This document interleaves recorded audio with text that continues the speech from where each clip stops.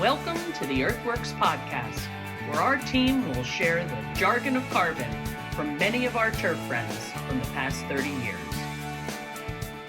Hello all and welcome to the EarthWorks podcast. I'm very excited to be here with our guest, Jeremy Hreben. Jeremy from Indian Spring Golf Course in the township of Hreben. Welcome, Jeremy. Thank you, man. Thanks for having me. I appreciate it. All right, dude. I'm real psyched to have you on here. We're going to have a good chat. We've got a lot on the agenda. I want to talk a little bit about you, some background about Jeremy, but also update everyone. You are the incoming president of the GCSA NJ coming in. When do you get instated? Well, vote goes in November. So okay. As of right now, I don't think anybody's running for the position as of yet, but that happens at our annual meeting this year, November. Okay, good deal. Now you've been sitting on the board for a couple years, I believe. Is that right? Yeah, I've been here for a long time. For maybe 8 years, I've been on the board. Excellent, dude. Well, your service is certainly commendable, and yeah, we'll get to that later on in the interview. Sure. But Jeremy, tell us first a little bit about your job and your position. You're at Indian Spring Golf Course, which is a municipal course in South Jersey. Tell us a little bit about it. It is a municipal golf course in South Jersey. You are correct about that. I've been here for approximately 12 years. When I started working here, it was a management company through Billy Casper Golf. That's right. Yep. And that was here for 3 or 4 years under Billy Casper. Yes, you and I started our jobs right around the same time, I remember. Exactly. Yes. Yeah. There are a couple other people in the industry that started their careers at the same time. Yeah. And we've all had a good time in these past 12 years. Absolutely. Working together. Yep. Absolutely. That's exactly right. Okay. So tell me, because you have a real interesting story there that you got hired by Billy Casper, but now it's run by the city. Is that right? Yeah. It's run by the township of Marlton. So okay. It was a little difficult because I didn't know what was going to happen. Was I staying with Billy Casper? Was I staying with the township? Okay. So I had to tread lightly when that transition was taking place. I can imagine. You got to play the politics game the right way. It's exactly what I had to do. Yes. Okay. So, I mean, what was the impetus there? Were there people within the government that were saying, we want to take this back, or what happened? Yeah, they felt they could use Billy Casper's model and save some money while maintaining the golf course. Yeah. Okay. But it's kind of an interesting place. I know I have a note here to talk about, and this just leads to me saying that you were an asset to have on board because it's not the easiest golf course to manage. I know you use effluent water as your source, right?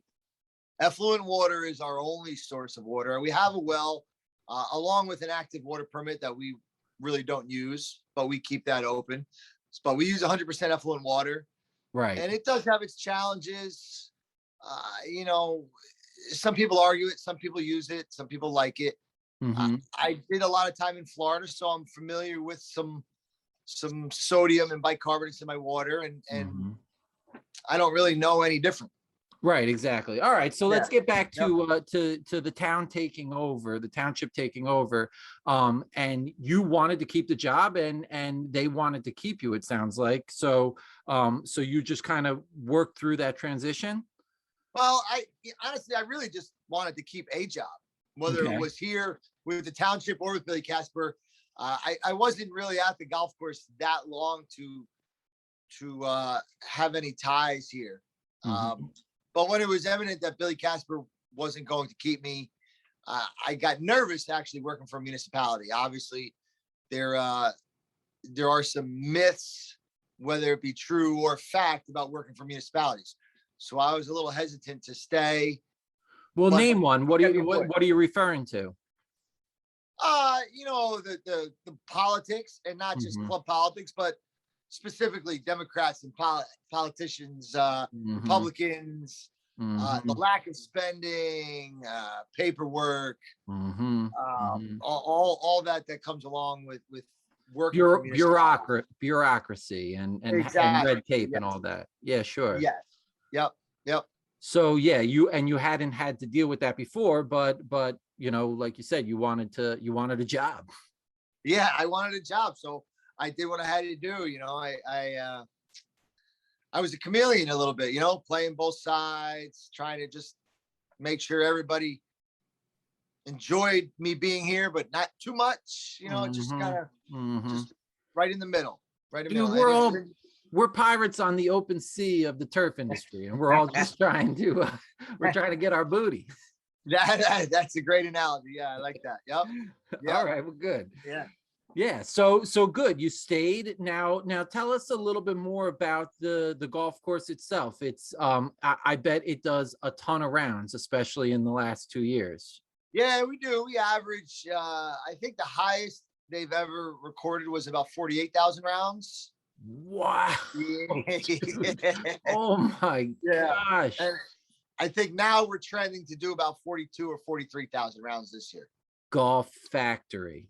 It is. It really is. Yeah. So that definitely changes maintenance and management and priorities. So it's definitely a challenge.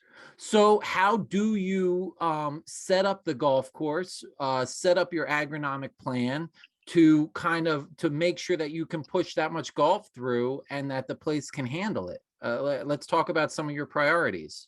Yeah, my priorities are aesthetics. I'll be even more basic than that. Green grass. Okay, there you go. Yeah. Simplicity. We're not about firm and fast conditions here, although it's not that difficult to reach those conditions. Right. If we have an outing or a tournament, I've held a couple of superintendent events here that we've tried to pimp the golf course out a little bit, but yeah, you can dial it in. Yeah, we can. The soil here allows us to do that a little bit. Okay. But definitely simple maintenance programs, green grass, healthy. That's our goal here. Yeah, and I guess you have to get everything done before play because there's no getting out there in the afternoon, I imagine. Well, that's the other thing. I mean, that would be ideal. Unfortunately, we don't really have a lot of money to spend. Probably a lot less than what most people think. Okay. So we do, unfortunately, do a lot amongst golfers. Unfortunately, that takes most of our tasks a lot longer to accomplish. Okay. And you're talking about like regular kind of even mowing, but mowing, spraying. Mowing short turf, we're usually done before golf. Okay. But bunkers, rough, stuff like spraying, we definitely golfers definitely witness that on a daily basis. Yeah, and irrigating, staying out there, looping around, I imagine. Absolutely, yeah. That much play makes using hoses very difficult. Yep. So as we're talking about the irrigating, let's talk about this irrigation system and where your water's actually coming from and how you manage it. So there is a reclaimed water plant within the township. Okay. It's operated by the township, and it's probably about a quarter mile down the road from the golf course. Okay. And as far as I know, we're the only outsource of that. We're the only department or anything in the town that actually utilizes that water. Excellent. So yeah, you're recycling and you're saving potable water for, and you're using effluent water on the golf course. I think that's a commendable thing. Absolutely. Yeah. Yep. It's very good. Now you mentioned you had experience in Florida. Tell me about that. And you used like salty water down there too, I imagine. Yeah, absolutely. So I was down in Florida for about 6 years as an assistant, and I did a construction and a grow in and maintenance as a superintendent down there. Okay. And in well water, where I was located on the West Coast, we were pretty close to the Gulf of Mexico. So well water is just naturally high in sodium. It definitely puts a lot of salt back into the soil in the golf course. So you were used to managing that and had that experience coming into Indian Springs. So so you were able to kind of transfer a lot of that over. Yes, exactly. Dealing with the big issue that we deal with is sodium induced wilt. I experienced that a lot, and we just try and flush the soils out All whenever right. we can. We have the ability to do. Yeah, I remember working with you on that when we first got started. And I think you still utilize some of those products like Kick. Absolutely. Yeah. Yeah, okay, good Yep. deal. Yep. And so really, what do you see in the turf when you're seeing before you get out with that Kick application? Like what tells you that you're in need of a flush? Personally, I don't see anything visually that tells me I need a flush. I use my soil reports for that. Okay. But in addition, I try and do it once a month regardless. Okay, yeah. Right. A lot of Kick, stuff like that. Calcium products. I Mm-hmm. use a lot of calcium Mm-hmm. as much as possible, regardless of what my soil reports say. Some things that I see, I'll experience wilt out here, even though my soil moisture seems to be adequate. So like you're up above 15%, but you're still wilting. Is that what you're saying? Absolutely. Yep. Wow, Yep. interesting. And the other thing we experience a lot is, and I'm not sure if it's the sodium and bicarbonates or if it's just the physical makeup of our soil. But when we dry down a lot, if I try and go for firm conditions and really try and dry down the soil, it's extremely difficult to re-wet. Okay. So it turns into concrete. Now tell me about the very hard. texture. You have some clay out there, or Yeah, it's just about all clay. right, And exactly. even our greens, our push-up greens, over the years with aerification and top dressing, we have a good mix of sand in the top 4 inches, I would say, but anything below 8 inches of a green is hard clay. Yeah, so like you're saying, once moisture evaporates out of that, it's very difficult to re-wet. Exactly. Okay. So once we get to that point where we're firm, we're almost in trouble, because then we have to water a lot just to try and get it back to where we want to be. Yeah, and of course you're only adding then more sodium and bicarbonate to the system. Exactly, because when the water evaporates, sodium bicarbonates remain in the soil and you're just compounding the problem. There you go, man. That's the challenge. That's the it. challenge. Yep. So that's why you're praying for rain on the regular and keeping life easy, or what? Yeah, I love a good deep soaking rain. And we would get we still do get a huge growth flush after rain, and I was messing around with growth regulators to try and control that, but I've come to the realization that it's really nothing to do with growth regulation.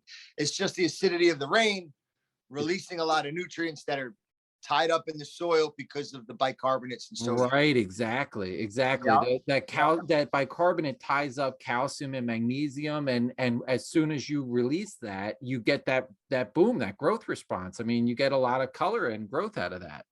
Yeah, exactly. And I know a lot of people believe that there is nitrogen and stuff like that in the rain, but I don't think that's what's causing our growth flushes here. It's the acidity of the rain breaking up any of those nutrients in the soil, opening it up. Yeah, no doubt. Yeah.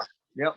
So all right, well, very cool. So this is kind of a challenge for you. What sort of turf type are you growing on all this surface? Is it a high 57? Anything that lives and is green. Okay, there you go. Tees. What do you seed? What do you seed when you're throwing out I tees? seed ryegrass on tees and fairways. Okay. All right. When I got here, some of the tees were low mold bluegrass that I accepted, and I just continued to seed ryegrass into that. But there is a lot of POA in our fairways and our tees. Sure. There is some bluegrass. There is some bentgrass speckled around everywhere. Mm-hmm.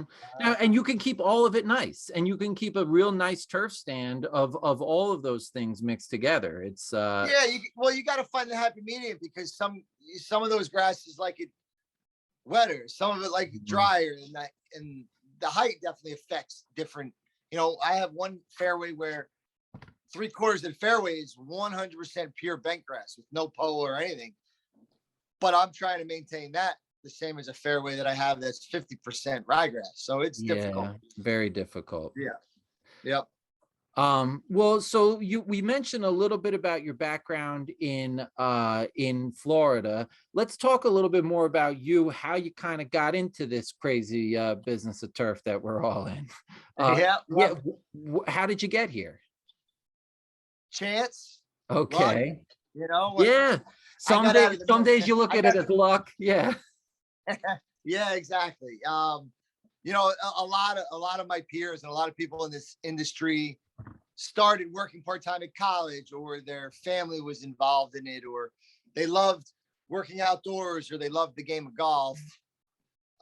Myself personally, I got out of the army in 1999, and I was having a difficulty finding a job of anything full Okay. time. I needed benefits, and a, a golf course in New Jersey was the only company that offered me a position. Wow. So did you go right into the army out of high school? Were you I did. immediate? I Okay. actually signed with the army the summer before my senior year, Wow. and I left for basic training 2 weeks after I graduated. You were committed. Yeah, good for you, Yeah, dude. yeah. Where did you go to high school? Where'd you grow up?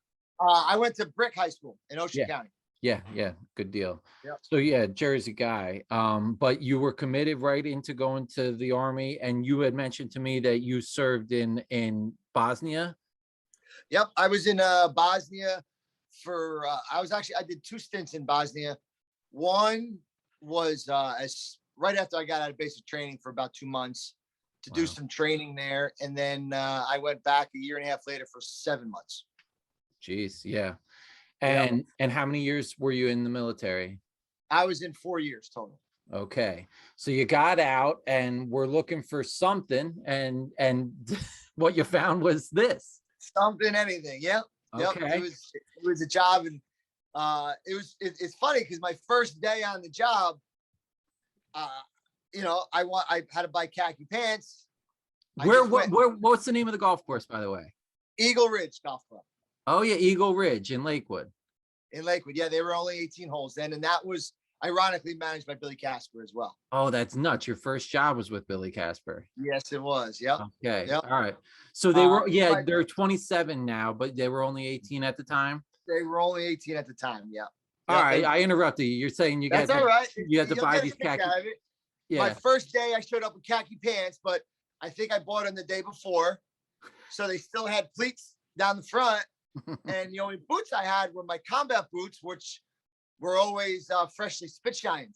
Wow. So I showed up to work in pleated khakis and spit shine boots. Oh my gosh, dude. Yeah, that's nuts. That was a Uh, laughing stock. That was an ongoing joke for a while. and what did you do on your first day? Do you remember? Man, I don't remember what I did on the first day, but I know I was mowing fairways and walk mowing greens shortly after I started. Pretty And quickly. and I think maybe within 4 months I got put on a spray. Wow, yes. Yeah. Yeah, and that was Yep. that's another place that pumps out the golf. I'm sure that they They were do a then lot too. of golf there. Yeah. Yeah, Yeah. yeah. Yeah, they do. So you got right into the thick of it. And when did you make your way down to Florida? How did that work out? Well, I did a stint at Eagle Ridge and Ballamore. I Mm-hmm. worked at Ben Salem outside of Mhm. Philadelphia. I decided, I've done this for a couple of years now. I enjoy it. I was being successful at it. So I went to Rutgers, Mm-hmm. and there was a winter. I was going to Rutgers, and I went to plow some snow at the golf course I was working with at the time. Yes. And I walked home. I said to my girlfriend, I said, we're going to Florida. And I graduated Rutgers. I called Florida. We went down on a 2-week vacation, and on those 2 weeks, I think I went on 12 job interviews. Wow, dude. Yeah. Yep. You And were I came set back to with do 3 it. job offers. Oh, great. It was Yeah. still kind of the golf boom then, right? Yes. Oh, yes. Yeah, big time. Southwest Florida, they were building golf courses left and right. Yep. So you had a number of years down there. What did you like growing warm season grass and working 12 months a year cutting it, or what I did you did. think? Yeah, you get used to it pretty fast. Now being up here for several years, I don't think I would enjoy it now. I like the break.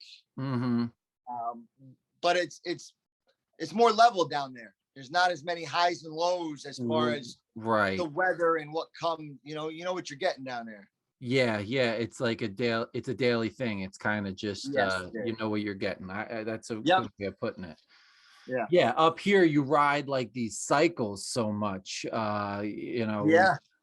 Whether it's with the holidays, whether it's with just the weather, the this and that, and it's kind of and then of course the big break in the winter. Yeah, the big break is extremely helpful, but I think you need that big break maintaining power. Yeah, totally. Totally.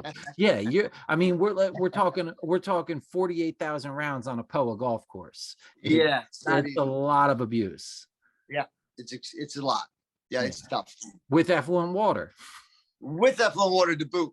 And a very small budget, very small crew. That's a lot. Yeah. It's a whole lot. So that's interesting. There was some time in this job where you were asked to manage more of like the parks, if I remember. I was. Yeah. Okay. There was a period of time where I was actually the director of township agronomy, and I was overseeing the golf course in addition to athletic fields, parks, playgrounds, open space, all the lakes and ponds within the town. Yeah, that seems like a lot on top of 40,000 rounds at the golf course. Yeah, it was a lot, and it probably would have worked had they listened to recommendations and operated the department probably the way it should have been. Yeah, it's tough. You want these things to work out really well, to be nice, like these open spaces and everything, but they're hard to manage. It's hard to make the right decisions. Yep. So let's talk a little bit about the importance of all of this open space, this golf course, especially in the last 2 years of COVID. Like, I think being that you're with a municipal course, that was even more important in your position, because like you're the option for lay people in town, anybody in town. Like if you wanted to get outside, this was the place to go. I don't know. Did you feel that in your job, that like, wow, this is pretty important, like, because people need something to do? Well,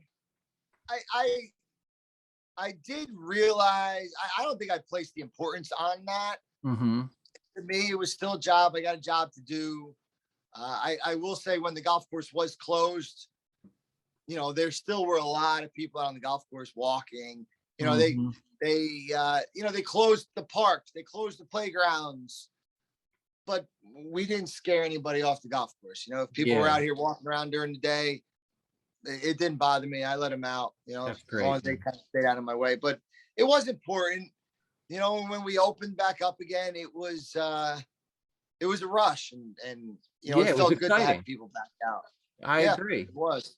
Yeah, and I think all of us as an industry like saw that this is really this was a safety net involved in managing these outdoor spaces, because there was some real fear amongst people, and people were getting a little stir crazy, and it's peaceful to get out on the golf course. It does something for your head. It's a good thing.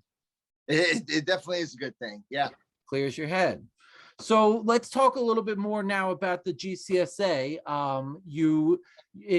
Coming in, if all things go right, you'll be the president. And you mentioned the annual meeting in December. That's the New Jersey Green Expo, right? No, our annual meeting is a separate meeting in November. Oh, okay. Okay, Yeah. got it. But Yeah. but you guys do kind of co-host the Green Expo with the NJTA. They certainly have a golf track in which you're very involved in setting up the education and that. Yeah, we definitely assist the NJTA in the Green Expo. We play a big part in that. We do host a session. I believe it's on Tuesday. That is golf course specific education. We play a big role in that. Absolutely. Yeah, which and just a plug for the expo. It's one of the best run regional trade shows and education conferences going. In Atlantic City. They do a great job. And I think it's because of that, the involvement that they get from, I think there's 3 tracks, right? There's the golf track, the sports track, and a landscape track. Exactly. Yeah. Yeah, and they get involvement from associations in each of those industries to make it a really nice event. So okay, anyway, but moving on, like the GCSA, you coming in as president, do you have any goals, anything you want to talk about in terms of what the mission of the association is and kind of the importance of it? Well, being that we're there for the superintendent, our goals as an association are to be there to educate and support them. And I think personally, most people that know me, I've been really pushing to increase attendance. Okay. We're not the largest, but we're one of the largest local associations in the country. Yes. And I'm trying to think of or come up with, and our board is as well, to come up with different ways to increase attendance at different meetings. I think there's a new wave of superintendent in the market now that really feel they don't have the time to leave their property and attend these meetings for whatever reason. I mean, the meetings are great for camaraderie, education, relationship building, that create relationships that you can rely on for a very long time. And I don't know where this lack of attendance is coming from. Maybe it stems from the people they worked for. Maybe they're worried about losing their job. I'm not sure, but my big goal is to work on attendance at these meetings. All right. So yeah, get more involvement. Yes. I think that's really good because like you said, the association's for the superintendent and even beyond the superintendent. I'm not a superintendent, but it's for me too. And hey, absolutely. Yeah. And you're right. You can rely on these positions. Like we in these relationships, like we get close. And we take care of each other. It's a good thing. It's a very good thing. Yeah. But you form these relationships being out there with everybody. And yeah, I think that's a good goal as a president. Like, how can we get more people out on the regular? Yeah. And I think if one superintendent deems these meetings not important, he doesn't attend them, then I would say most of his assistants would feel the same way. And then it just continues and trickles down the line of his family tree, one would say, Right. I don't know how to combat that. So what are some of the ideas? I mean, do you think, is it a time commitment thing? Is it that 18 holes of golf takes too long? What do you think? Well, I mean, we see, we started a couple years ago with a 9 and dine. It was 9-hole events. Those have a lot of attendance.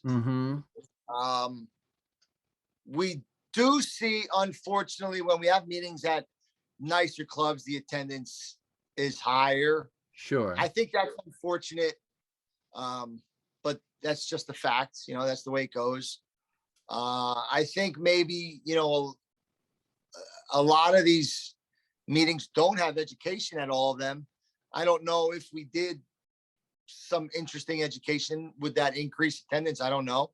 Right. But That's a good idea. I think it's worth a try, Yeah. and not a formal education, so to speak. Instead of having a golf meeting and some professor, maybe we have the host superintendent talk about Yes. something interesting that he does at that golf course. That's I think exactly every right. golf course has something interesting that somebody else can learn from. That's exactly right. That's the point of these podcasts, like tell stories about what you did, what you've done out there where you've seen success, something interesting that you manage, something that's unique to, to your experience. And yeah, Exactly. you're right. You're right. That's what our community is very good at is talking to each other that way. I think that's an excellent idea. To involve, especially involving the host superintendent like that. That's perfect. Now, will that increase attendance? I don't know, but like I said, I don't think it's been tried. Yeah, I think it's a great idea. Yeah. Okay, cool, man. So what do you got on tap for this winter? Any major projects for you coming up? For me or for the golf course? Well, for the golf course. No, we have 0 projects slated for this winter. Even though we are having the largest revenue year since I've been here, they also deemed it the year that they're going to spend as little money as possible. Oh my gosh. Yeah. It's not like you don't have anything that you could do. No, yeah. So the math doesn't add up. This year I operated on a $330,000 maintenance budget. Oh man. That's expenses and labor. Oh my gosh, dude. That's not a lot. How many guys on the crew? Well, I have my mechanic and me. I have a foreman. But he works for me 6 months, and then the other 6 months he works for Public Works. Wow. And I have a teacher that works for me in the summer, and I have 3 other employees. One of those are part-time. Wow. Yeah, it's tough. It's not a lot, not with that much play and not that much golf, that much going on. Yeah. No, it's not. So we have, there's a lot of projects that I was hoping to accomplish this year, but that is just not going to happen. So what's one of them? What's something that you'd like to get done? Well, every year I actually, through an informal survey, by face-to-face, I take into account what people have issues with. And one of the big things that came up, and it's been a thorn in my side, is we have a par 3 tee that needs to be enlarged severely. We need to remove a couple of trees, and we need to level it off because it's severely crowned. And that's one thing that I wanted to do. And I'm sure that doing something like that really doesn't cost a lot of money, right? But you still have side. I would like to bring a professional to level that. Sure. Tree company. Sure. And this winter, it's just going to be my mechanic and myself. Yeah, and so it's just not. Yeah, you just can't get even a job like that, which isn't crazy. You just can't get that done with 2 guys and no budget. Exactly. Now, I was hoping to manage my operating budget to leave some room in there to do that as opposed to capital. But again, because of weather, that didn't happen. Yeah. So it's just going at it again next year and making a bunch of money for the town, and that's it. Now let's reinvest. We have a new CFO that came into the town this year, so I've had conversations with him. He is a golfer, so I'm hoping that changes next year. That's one of the playing politics issue that I discussed earlier. The first mayor that was here, he's very braggadocious. He's an NFL coach, and he's a golfer, an avid golfer. Okay. So he wanted the best golf course that we could have had, and I had the resources to do that. And when management changes, they don't see the importance in it. So resources decrease. Oh, wow. So that happened. What years was it really good over there? Oh, I say turf wise, probably between 15 and 18 and 19. Those were probably the best years. Yeah, and then they just started pulling funds away. Exactly. Yeah. I mean, the pandemic scared them a lot, but the new management started tightening things Right. leading up to that. I don't like to just blame the pandemic on that. No, it's just the reality of it. But like things ebb and flow. Like you said, you're pulling a bunch of money in. You got new management that comes in and says, wow, this is an asset for the town and it's making a lot of money for us. So we've got to reinvest. And that's the hope. Yeah, that's the hope. And it's the reality too. Things go up and down. That's what we're saying, man. We're all out here. We're all out here just working it. Yep. Yeah, good deal, dude. Well, thank you so much for getting on. This was a lot of fun. I had a blast. Yeah, I'm happy we got to cover what we did, and we look forward to hearing more from you. I think the ideas on the GCSA are excellent, and yeah, it's exciting. So we'll all have a good time in AC in December too. I'm looking forward to it. I think it's going to be much needed, being that we didn't have it last year, and it's been an awkward 2 years. So I agree. It should be an interesting turf expo. Yeah, we'll blow it out. We'll have a good old time. As we do. All right, Chair. Thank you so much, man. Thank you. Take care. All right, see you.